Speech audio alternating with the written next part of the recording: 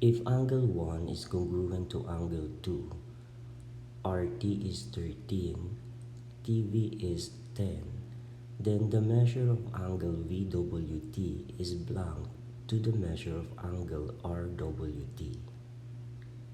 It is given that these two angles are congruent.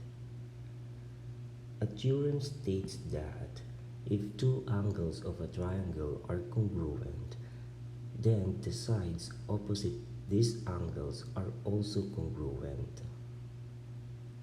Hence, side RW is congruent to side VW in triangle RVW because angle 1 is congruent to angle 2. Notice that we have two triangles here with two pairs of sides congruent.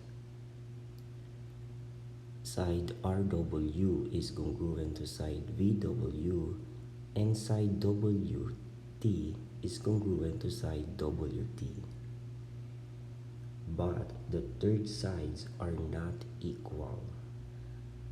The length of side RT is 13 units while the length of side TV is 10 units.